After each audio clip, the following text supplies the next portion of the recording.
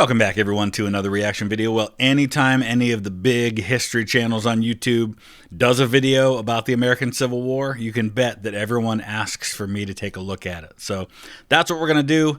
This latest from Kings and Generals is what did the world learn from the American Civil War? I'm a proud supporter and patron of Kings and Generals, so I love seeing when they have new content come out, and going to give them some time. By the time you see this, their video should have been out for about a week or so. So hopefully everybody has already seen it. If you haven't, definitely subscribe to Kings and Generals, one of the best channels on this platform. Let's go ahead and dive into this one.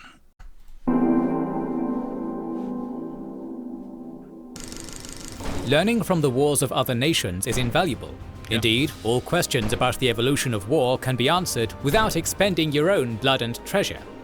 Consequently, militaries have sent officers to observe and report on foreign wars for centuries. The American Civil War was no exception. Yeah, and in fact, some of the guys in the American Civil War, George McClellan's a great example, had gone and observed the Crimean War. That's why even like when you play a game like Hearts of Iron 4, you can send military attaches, because the best thing you can possibly do to learn for yourselves is to not have to fight a war, but to be able to watch somebody else fight one so you can learn what works, what doesn't. Because inevitably, when you think about war, the first few years of a war, when it happens, especially a big war, is all about seeing how new technology fits into the old strategies. And then you have to adjust strategies, and then you develop new technology. Every war has had this. But the impact of these observations was muted. While the European missions gained some valuable insights on how the conflict in the United States was evolving the nature of gunpowder warfare, they'd be overshadowed by the contradictory lessons from Europe. However, this wouldn't become a problem until 1914. Welcome to our latest video on the American Civil War, in which we will devote a special episode to the European observers who came to watch the conflict and examine what they thought of the bloodiest battles ever fought on American soil. Europe was fascinated by the American Civil War.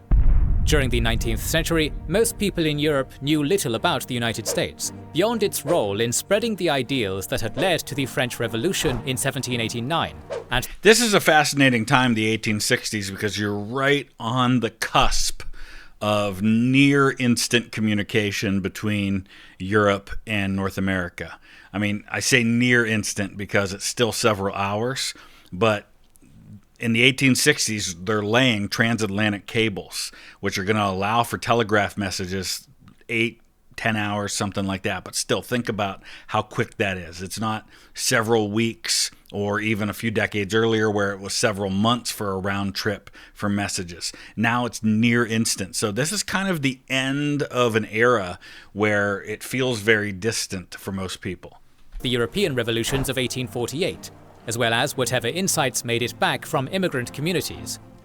While publicly most governments supported the Union and rejected the Confederacy over slavery, Europe's aristocrats privately hoped for a Southern victory. This was partially because they were more comfortable with the South's planted gentry than the Northern bourgeoisie. The main reason, however, was that if America's democracy failed, it would dampen their own democratic movements. Right. This is less about favoring the Confederacy, except for maybe when it comes to trade, because especially like places like the UK, they've got a heavy interest in importing cotton for their textile industry. And there's something that happens called the cotton famine, where for a little while the blockade that happens of southern ports reduces the amount of cotton that's coming into the UK, so their textile mills aren't able to produce that. They're eventually going to make up that shortfall from places like Egypt, but for a time it's reduced. And this is actually going to lead after the Civil War to a lot of people in the UK emigrating to the United States. So you have a wave of emigration from the famine that happens in Ireland in the 1840s and early 1850s. But then in the 1860s and 70s, you're going to have another big wave coming from England, Scotland, Wales. Protecting the conservative order. Additionally, the war came at an opportune time for Europe's militaries. The Crimean War and the Italian War of 1859 clearly showed that new technology was changing warfare. But this is a time when Italy is uniting as one nation. It's a time when Germany is about to unite as an empire. Austria already is one. France and the UK are also very powerful. Spain's on the decline at this point. it wasn't clear how. The Industrial Revolution hadn't reached all the nations in those conflicts, muting its impact. However, the American North was more industrialized than most of Europe, so surely they'd answer Europe's questions about industrialization's impact on war. Finally, this was the first opportunity for most of Europe to see how the Americans fought. Only the French, British, and Spanish actually saw them during their revolution. Because if you think about it, the revolution's pretty small. It's they're fighting on the opposite side. The British are, the Spanish and the French are fighting on our side. The Mexican-American War is, again, it's not something that the Europeans pay too much attention to. This is a big war with massive armies, and so this is a relatable thing for European armies. And you're going to have wars that happened in Europe in the 1860s. You're going to have the Schleswig-Holstein War, and you're going to have a war between Germany and Austria. The rest of Europe receiving second or third-hand accounts of the war at best.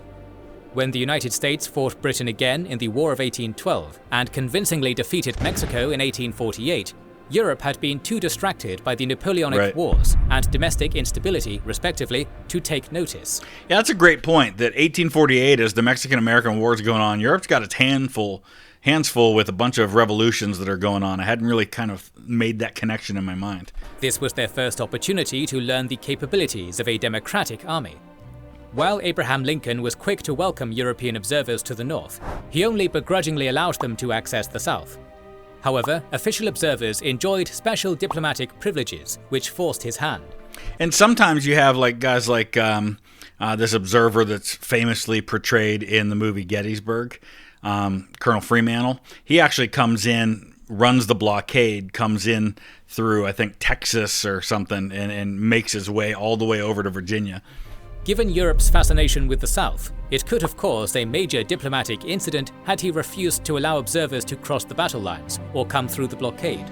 Yeah, in fact, you already had an incident where you have the Trent Affair, where a U.S. Navy vessel had stopped a vessel that was carrying Confederate diplomats to Europe, and it got pretty heated between the U.S. and the British at that point. So U.S. is backing off a little bit on being too difficult when it comes to attachés and things like that. Thus, they were allowed to travel freely. That said, not every European power cared about the American Civil War. The Kingdom of Italy had only been unified less than a month before the war began, and was too busy forming itself to care about a distant war.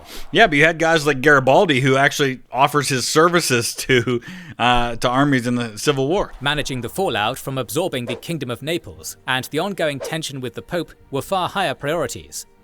Meanwhile, Austria's observers' reports weren't taken seriously. The United States and Austria had always had limited official contact, and the deeply conservative Austrian military was highly resistant to reform. And you do have some trade going on. So you have Enfield rifles being imported from England. The Confederacy is buying those. The Union's buying those. You have Lorenz rifles coming from Austria. Austria only reluctantly began modernizing its weaponry following its defeat in 1859, and the initial reports from its observers confirmed the conclusions reached from that war. The Emperor and his leading generals consequently lost interest. To them, the American war was just a minor curiosity. That's true. Later reports raised serious questions about the readiness of the Austrian army for modern war. My understanding is, too, that a lot of the European observers just really still kind of looked down on the U.S. as being kind of a second-rate power. So they weren't too eager to think they could learn a whole lot from the Civil War, because it was a war between nations that could be easily brushed aside by European great powers. Would take a later defeat to force stronger reforms. Similarly, the Ottoman Empire sent formal observers to the United States, but it's not clear what, if any, lessons were learned. The Ottoman army had just gone through a very difficult period of modernization prior to the Crimean War. That war found the army still lacking, but there was little desire for more reform in the 1860s. As such, the Sublime Porte filed away and largely forgot the reports. Meanwhile, the Russians officially showed minimal interest in the war, but it wasn't from a lack of desire to learn from it. Russia had been shocked and humiliated by its defeat in the Crimean War, and was already undergoing military modernization, which wasn't going smoothly. All the Tsar's resources and energy were being spent pushing through the current round of martial and domestic reforms. which the deeply conservative Russian military and aristocracy were pushing back against. Incorporating new lessons from the Americans was officially unacceptable and out of the question. Unofficially, Russia was actively watching the war. In September 1863, Russian naval squadrons unexpectedly arrived in San Francisco and New York. While interpreted at the time as a show of support for the Union, in reality they were hiding from the British and French. Russia was afraid that France and/or Britain would intervene in the Polish January uprising and didn't want its fleet trapped in port again. Yeah, remember at this point, Poland doesn't exist as an independent nation. It hasn't for the better part of a century, going back to before the Napoleonic Wars, and it's not going to exist again until after the First World War. The people are basically divided up mostly between Prussia and Russia, with a little bit in Austria. While not an official mission, the Russians spent much of their time in the United States learning everything they could about coastal bombardment, maintaining and running blockades, and building ironclads. The Russian Navy... Yeah, the Europeans built the first ironclads. So, a lot of people in the U.S. are under the mistaken impression that the Monitor and the Virginia were the first ironclads in world history. They weren't. They were the first ones to fight each other. And as Ken Burns' Civil War documentary famously says at the end of that battle, at that moment, every other ship in the world was obsolete. And that's true. But there were a number of ironclads being built even before that. The Europeans had them, the British had them, the French had them. Became enamored by the USS Monitor, as it was exactly the ship they'd wanted against the British and French Baltic fleets. Post-war, Russia bought a number of Passaic-class monitors directly from John Ericsson. John Ericsson's the guy who designed the Monitor. It was modernizing along French and Prussian lines. Some American influence snuck in. Russia's first modern breech-loading rifles were American designs. During the 1870s, the Russian cavalry would be reformed, and a prolonged battle developed between those who wanted American-style independent cavalry divisions and those who wanted to maintain the traditional shock cavalry regiments. So, why does a breech-loading rifle matter? Because it's faster to load, and it can be a game changer on the battlefield. You had breech-loading carbines for some of the Union cavalry at places like Gettysburg. And it's just, instead of having to put your gun down, load it from the muzzle at the top, and kind of go through all those steps, you can load it faster right here at the breech. And it significantly reduces the amount of time involved in reloading your weapon. Now, you use ammunition faster that way, but it's a game changer. Ultimately, some units became carbine-armed deep penetration raiders and scouts, while others retained their sabers and lances, leading to considerable confusion about cavalry's role in the Russian military. There was no evidence that Helmut von Moltke called the American Civil War two armed mobs chasing each other around the country, from which nothing can be learned. And it would have been deeply out of character. Moltke knew that complacency had led Prussia to disaster during the Napoleonic Wars. So this Moltke is the uncle of the guy they call Helmut von Moltke the Younger, who is the guy who develops the famous Schlieffen Plan that upon which Germany's early strategy in World War I is partially based. And he very quickly is replaced by Erich von Falkenhayn a few months into the war. And cultivated curiosity within the Prussian general staff to ensure it never missed military advancements again. Consequently, he made sure to send an official mission and encouraged junior officers to take leave and observe the conflict themselves. Yeah, see, that doesn't sound like a guy who believed that it was a war of mobs that nothing could be learned from. He obviously felt there was something to be learned from it. France felt similarly, and early on sent numerous officers to observe the war, many of which served on George McClellan's staff during the Peninsular Campaign. Well, you're not going to learn anything there except what not to do. In 1864, an official mission was dispatched to study the Army of the Potomac's logistical system, though it was more limited than most due to rising tensions over France's invasion of Mexico. Yeah, that's when you have Emperor Maximilian in Mexico, who is the brother of the Austrian Emperor, Franz Joseph. He's actually buried there in Vienna. If you ever get a chance, you can go to Vienna, go to the Capuchin Crypt, where all the Habsburgs are buried. Phenomenal place to visit. Maximilian's there, and they've got Mexican flags and everything all over it. It's pretty cool.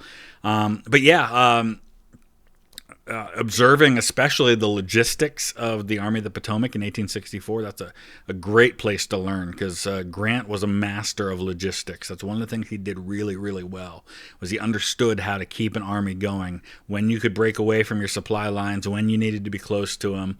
He had been a quartermaster during the Mexican War. France and Prussia would ultimately come to the same conclusion. While both North and South had a remarkable ability to rapidly build armies, their conflict was so unlike anything that could happen in Europe that the lessons didn't apply to Europe. The most widely read reports came from Prussian captain Justus Scheibert, though his military conclusions were shared by all the French and Prussian observers. Scheibert praised Southern officers effusively, to the point of hero-worshipping Robert E. Lee. However, he tempered his bias by noting that the North's industrial capacity ensured its long-term victory, and praised the inter-service cooperation between the U.S. Army and Navy. Those are great points. That's some good insight there. One of the other things that Grant and some of the other generals in the Union Army do really well is cooperation with the Navy in moving their troops. I mean, Grant's armies relied heavily early on. The Navy practically took Fort Henry by itself. It did take New Orleans by itself, the largest city in the Confederacy, and it made an effort to take Vicksburg by itself. But Grant used the Navy to transport his army from, I'm writing a book right now on the 20th Ohio, and they took ships down from Cincinnati to Paducah, Kentucky, and then up the river to join the battle at Fort Donelson. And they were able to get there a lot quicker because they were coordinating with the Navy. He and the French were also impressed by the professionalism and efficiency of American artillery crews, and admired the enthusiasm, determination, and endurance of the American soldier. That said, the core of all the observers' works was about the differences between Europe and America. Both delegations agreed that the United States' lack of a standing army and a large professional officer corps ensured a long and bloody war. So it says here roughly 2% of the population, estimated 620,000 men, died in the Civil War. That'd be equivalent of 6 million today. I will say that modern scholarship has revised that number higher by looking at all the data and all the information that's available to us. It's probably closer to 700 to 750,000. And for every one battle death, you're looking at 3 deaths from disease. Scheibert was impressed by the volunteer soldiers and officers' ability to learn on the job, but argued that they shouldn't have had to. Europe's highly trained and disciplined conscripts, led by professionals, would have won the war quickly through a few decisive field battles. As the war dragged on, and battles increasingly revolved around field fortifications and siegecraft, he said that it was a natural result of insufficiently trained officers being unable to adapt to changing battlefield conditions.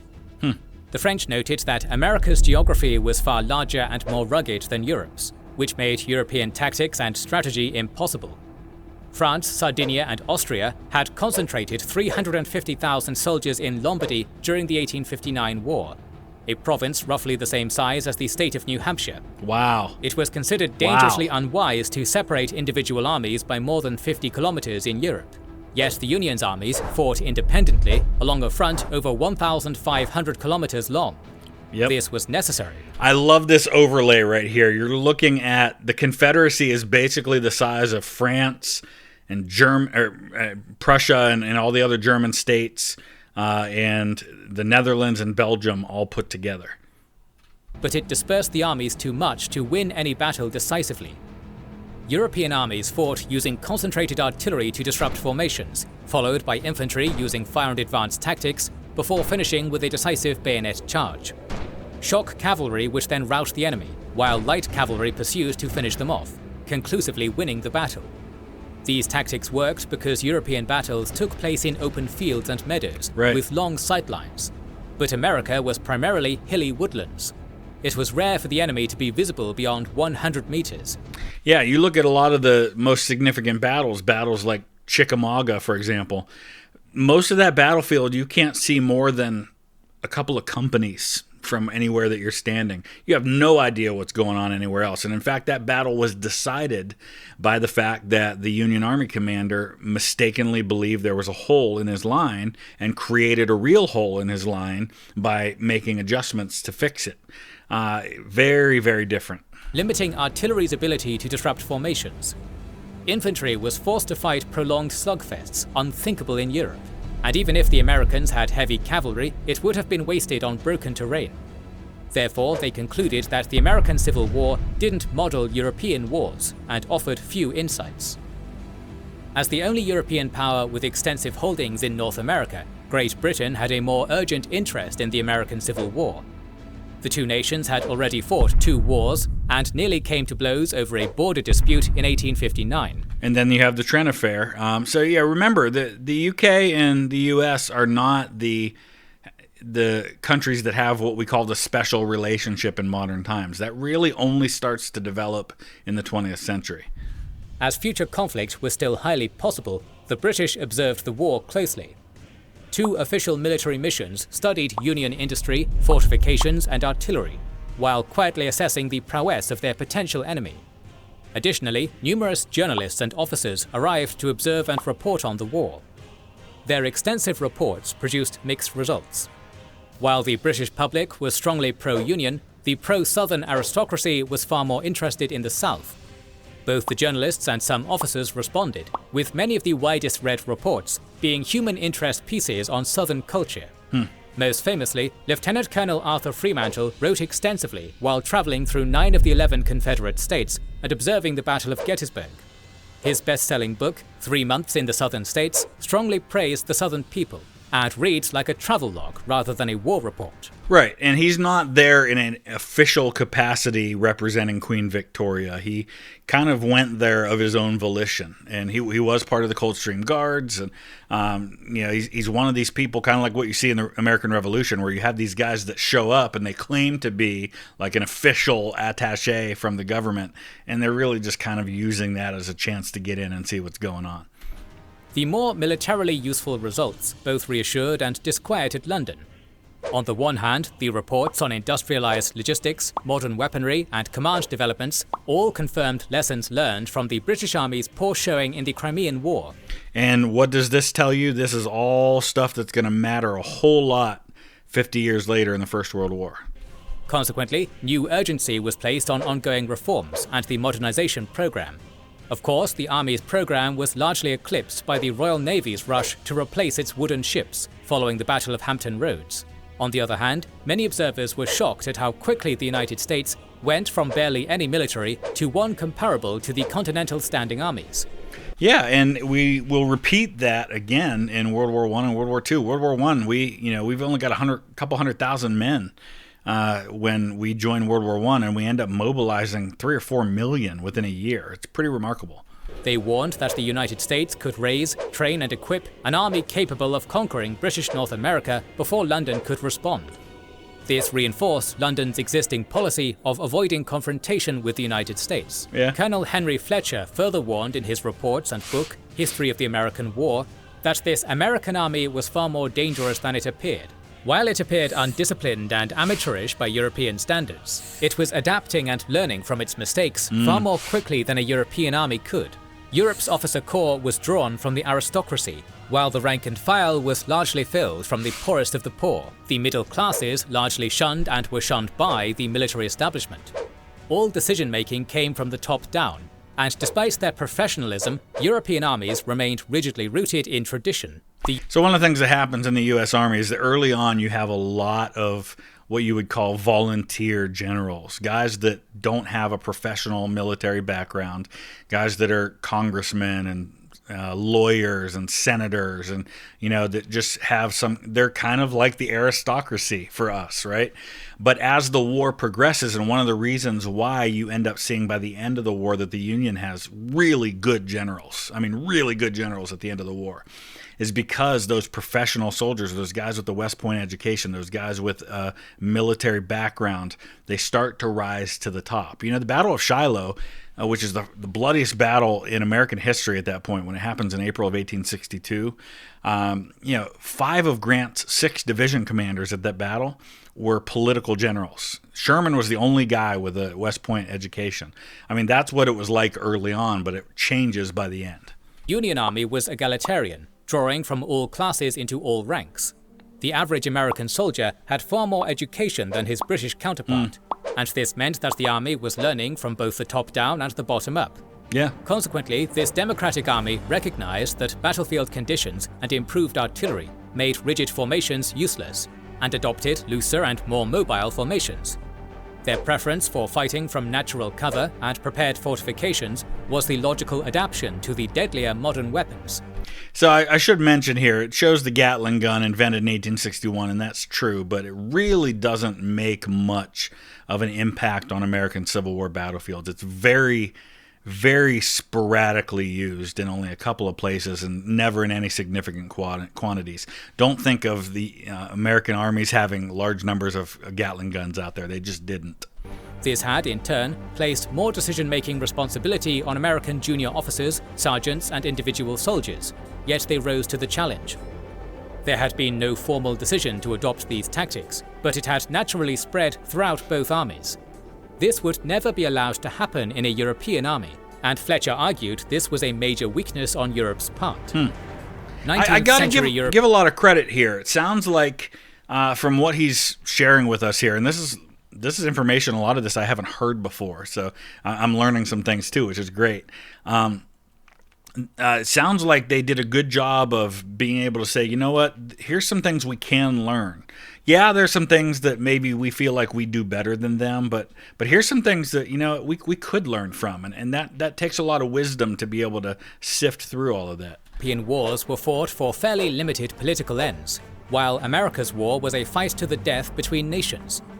Britain's all-volunteer professional army was perfect for limited conflicts and colonial wars. However, if it had to fight a total war like the Americans did, this army would be rapidly depleted. World War I? Britain would have to form a new army from new volunteers and conscripts, just like the Americans were.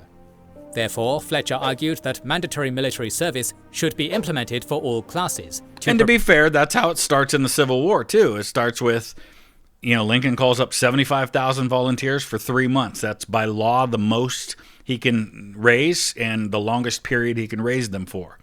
But in July of 1861, the day after the Battle of Bull Run, they're going to call for 500,000 volunteers for a period of 3 years because Congress passes a bill that allows him to do that. So, you know, they're adapting as they go. Prepare the currently unmilitary British public for future wars. He also advocated for raising public education and physical fitness standards to match what he saw in America, with a particular need for West Point-style comprehensive officer training. When the total war finally arrived, Britain would need a much larger pool of trained and capable recruits. Unlike many reform-minded observers, something came from Fletcher's observations, as the Royal Military College of Canada was explicitly established thanks to his writings. However, for the most part, Europe continued on as if it had learned nothing from the American Civil War. The idea that Europe should have done so barely existed until scholars in the 1930s sought to explain why Europe destroyed itself during the Great War. Basil Liddell Hart and J.F.C. Fuller led the charge, arguing that Britain should have realized that future wars would follow the American Civil War's example. However, this wouldn't have made sense at the time. That the American Civil War foreshadowed World War I is obvious in retrospect, but at the time, the American conflict was completely overshadowed by the German Unification Wars. Right. And the Italian Unification Wars. Those are the wars I mentioned earlier. The Schleswig-Holstein War, where you've got fighting going on over the southern part of Denmark right here. You've got wars happening between Germany and Austria, and then you're going to have the big one, the Franco-Prussian War, between France and a newly unified Germany. And you know the whole map is redrawn at that point, and the whole idea of warfare is changing. In 1864, Prussia easily won the Second Schleswig War. Then, in 1866, it resoundingly defeated Austria in a month. In 1870, Prussia humiliated France. There's the three I just German mentioned. Empire was born. The subsequent 1877 Russo-Turkish War further reinforced the idea that European wars were won quickly and decisively through large standing armies, superior technology, strategy, and railways. And this is all going to play into the mindset at the beginning of World War I, this idea of what we call the cult of the offensive, which is you hit fast, you hit hard. The way you win the war is that you mobilize faster than your opponent can, and you attack quick and fast and hard, and you take them out. That's what Germany did to France. They take them out quickly. That's what they think they have to do to win World War I. And it's one of the reasons why World War I ends up happening, is because everybody's mobilizing and nobody's willing to back off, because they understand that if they hesitate even for a minute in mobilizing, they lose the advantage. Be kept limited through diplomatic means. Thus, in the short run, the Franco-Prussian conclusion was proven correct. The American Civil War didn't apply to Europe. Unlike that long and grinding war, European wars actually were quick and decisive. It wasn't until Europe finally fought a true total war that anyone asked if it could have learned from the Americans a half-century earlier. By then, of course, it was too late. More videos on the American Civil War are on the way, so make sure you are subscribed and have pressed the bell button to see them. All right, that was really good. I enjoyed that. That was a cool, interesting, different take on the American Civil War that we haven't seen a lot of before, and I really appreciated that. So let me know your thoughts. Use the comment section below, and we'll see you again soon. Thanks for watching.